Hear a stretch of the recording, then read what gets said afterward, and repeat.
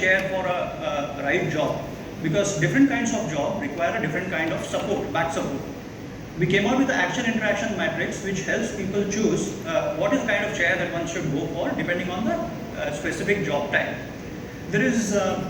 We came out with a paper which also talked about 11 mistakes which people make with respect to postures at work, because we went and observed almost 600 people as they were working, and what are the kind of mistakes which a lot of people are doing, and what kind of ergonomic risk factors which are emerging out of those mistakes.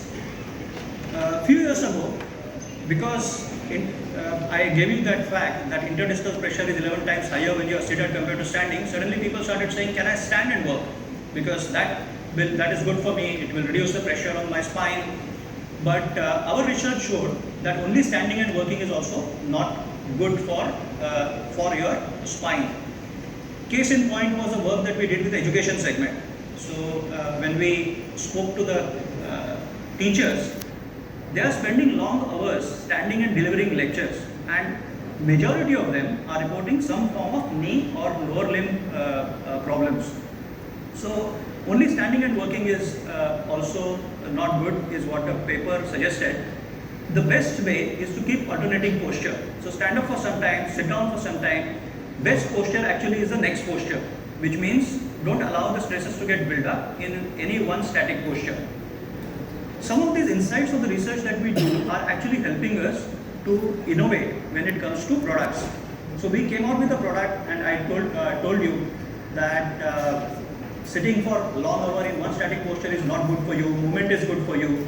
Now you can move more, and study shows that people they are so engrossed with their work that they forget to take that break, which allows you to even move more even when you are seated. And that was one of the chairs that we launched, motion chair. We created an entire category for active sitting, which gives flexibility to people when they are sitting in terms of relieving pressure from one set of muscles and relieving the stress, which is next best thing to standing up. So a lot of this research is actually helping us launch a product. We came up with sit stand desk, where we gave a flexibility to users to adjust the height of a desk based on his need.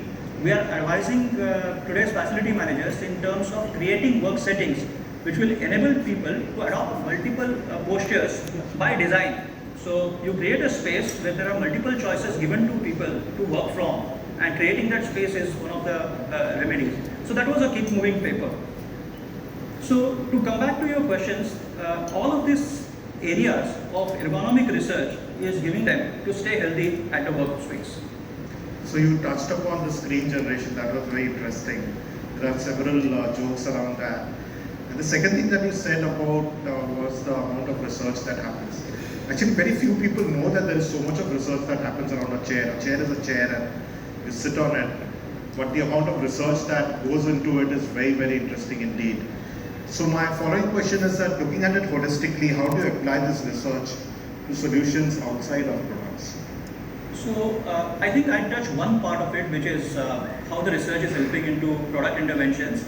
But we also realize that the office workforce needs to be educated in terms of ergonomic risk factors that they encounter while they are working.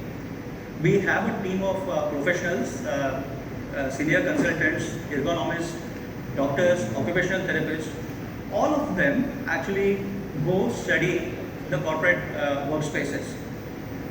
We believe in an approach which we call a ACP, which is understand a workspace, do ergonomic audit, understand the ergonomic quotient of a workspace, identify the risk factors which people will face when they are at work, and then suggest strategies to the organization for mitigating these risk factors. Some of those strategies may be corrective in nature, small changes around in the workspace. Some of them go a long way in terms of preventive measures. We propagate a framework which we call people process workspace framework, where workspace needs to support people and processes so that organization can deliver the result. And some of these long-term corrections, when we done to the workspace, can by design help people to be healthy and therefore productive at the workspace. So we do about 40 to 50 consultations in a year. We do specific consultations to individuals. Entire focus is can we bring the awareness up, can we educate people, there are almost 3 million wellness mailers which go to various users of corporate India, giving them tips every Wednesday in terms of how do I stay healthy, what are those habits to be incorporated and things like that. So these are some of the